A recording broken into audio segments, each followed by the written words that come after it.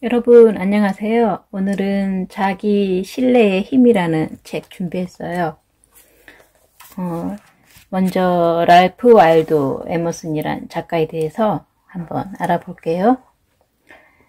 미국 문화의 정신적 기둥을 세운 사상가이자 산문가, 시인인 랄프 와일도 에머슨은 1803년 미국 보스턴의 신앙심 깊은 목사 집안에서 태어났다.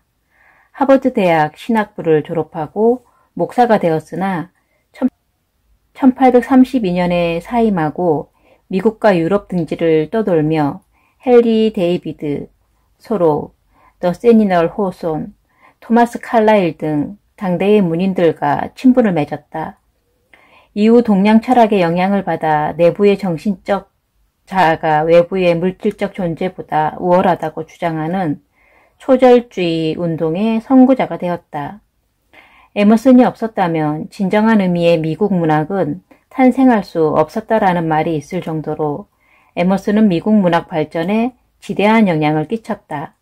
그가 제시한 자기 신뢰와 민권의 개념은 지금도 미국 시민들의 의식 속에 깊이 뿌리박혀 있다. 미국의 오바마 대통령도 즐겨 읽는 책으로 이 에머슨의 자기 신뢰를 꼽았고요.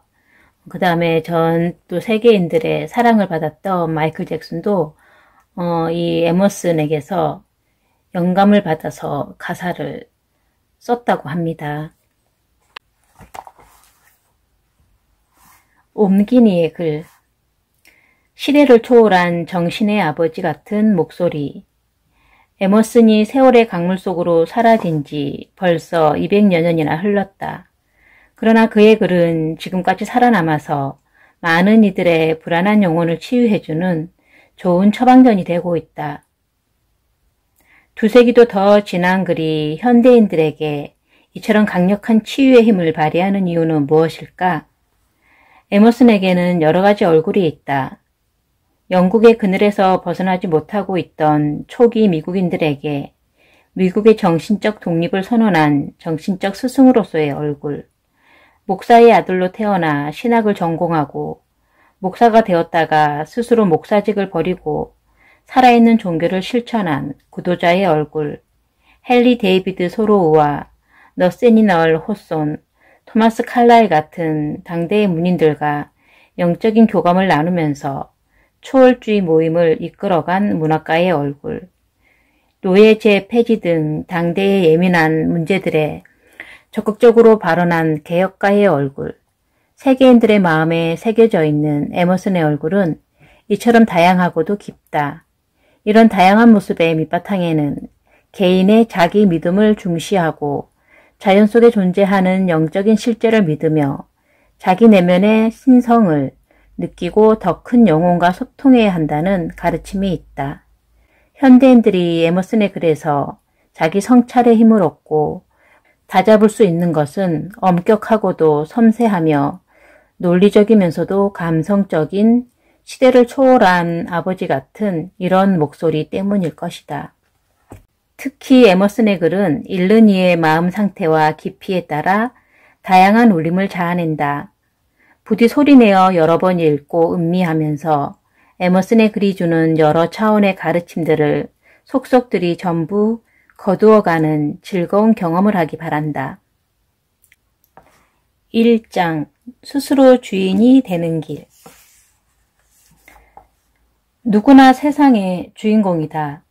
술에 취해 거리에서 잠들어 있던 주정뱅이를 사람들이 공작의 집으로 데리고 가서 깨끗이 씻기고 새 옷으로 갈아입힌 다음 공작의 침대에 눕혔다. 그리고 그가 깨어나자 공작을 대하듯 극진히 모셨다. 주정뱅이는 그동안 자신이 제정신이 아니었다는 것을 깨달았다.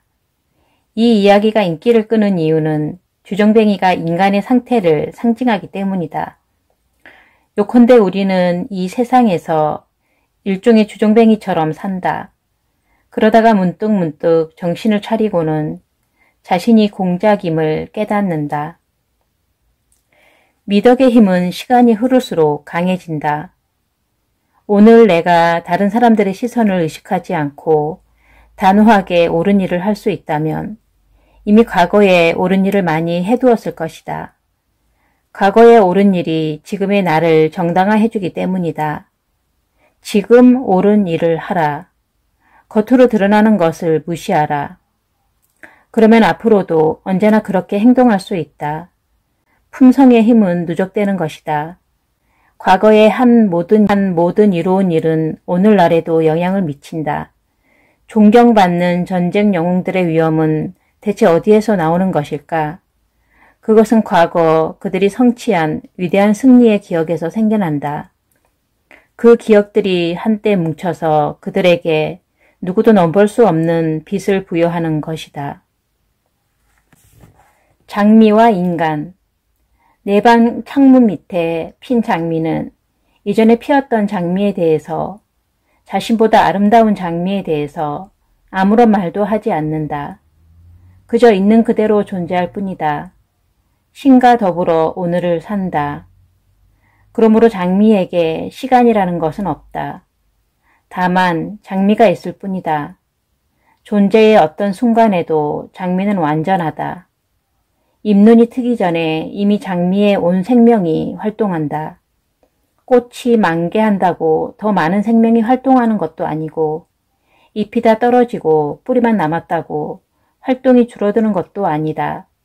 장미의 본성은 어느 순간에나 한결같이 만족을 느끼고 자연을 만족시킨다. 그러나 인간은 행복을 미래로 미루거나 과거의 추억 속에서 산다. 현재에 사는 법을 모른다. 과거를 돌아보며 슬퍼하고 지금 자신을 에워싼 풍요에서 눈을 돌리고 발꿈치를 치켜 세운 채 미래를 내다본다. 장미처럼 시간을 초월해서 자연과 더불어 현재에 살지 않는다면 인간은 행복할 수도 강해질 수도 없다. 운명을 대하는 바람직한 태도. 대부분의 사람들은 운명의 여신과 도박을 해서 운명의 수레바퀴가 구르는 결과에 따라 모든 것을 얻거나 잃는다. 하지만 승리를 해도 그것은 부당한 소득이므로 버려야 한다. 그리고 신의 대법관인 원인과 결과를 상대해야 한다. 유행이 아니라 신의 의지에 따라 일하고 마땅한 대가를 구하라는 말이다. 이것은 운명의 여신이 굴리는 요행의 수레바퀴를 쇠사슬로 묶어놓은 것과 같다. 그러면 수레바퀴가 돌아가는 상황을 두려워하지 않고 느긋하게 앉아 있을 수 있다. 정치적 승리, 재산의 증가, 건강 회복, 떠났던 친구가 돌아오는 것 같은 즐거운 일이 어쩌다 일어나면 앞으로도 행운의 날들이 기다리고 있을 것이라고 생각한다. 하지만 이런 생각을 믿지 말라. 우리 말고는 누구도 우리에게 평화를 가져다 주지 않는다. 원리 원칙에 따라 정당한 승리 말고는 어떤 것도 평화를 가져다 주지 않는다. 신에게나 인간에게나 환영받는 사람. 불만은 자신에 대한 믿음이 부족할 때, 의지가 약할 때 생긴다. 후회나 미련으로 재난에 빠진 자를 구할 수 있다면 얼마든지 그렇게 하라. 그러나 그럴 수 없다면 차라리 자신의 일에 열중하라. 그러면 불행은 사라지기 시작한다. 동정도 마찬가지다. 울고 있는 사람을 보면 우리는 어리석게도 돕는답시고 그에게 다가가 함께 운다.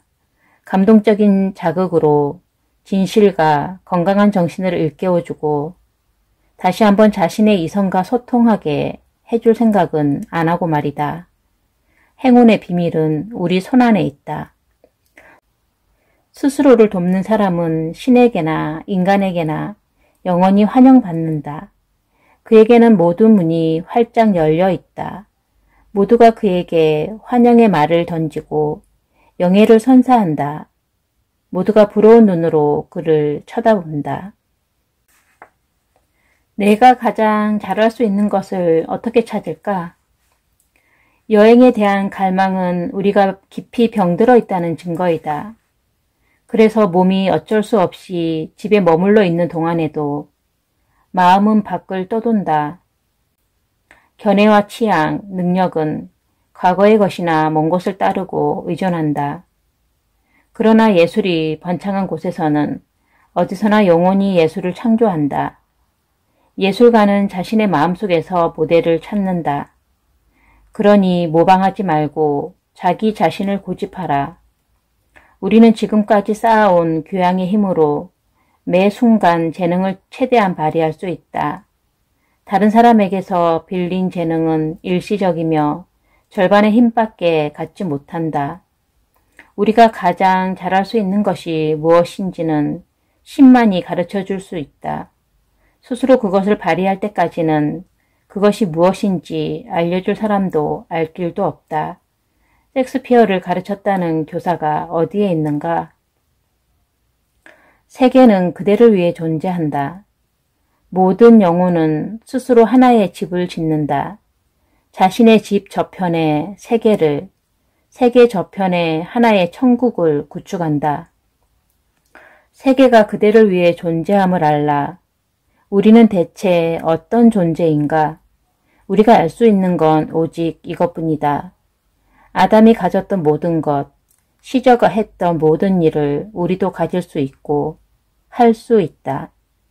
아담은 하늘과 땅을 자신의 집이라 하고 시저는 로마를 자신의 집이라 했다. 그대는 작은 구두방이나 100에이커의 경작지 혹은 책으로 둘러싸인 다락방을 그대의 집이라 부를 것이다. 근사한 이름은 없어도 그대의 영토는 아담이나 시저의 영토만큼 훌륭하고 조금도 부족하지 않다. 그러니 그대 자신의 세계를 구축하라. 그대 마음속에서 일어나는 순수한 생각에 삶을 맞추는 순간 그대의 세계가 드높게 펼쳐질 것이다. 영혼이 그대의 마음속으로 흘러 들어오는 순간 모든 것 속에서 혁명이 일어날 것이다.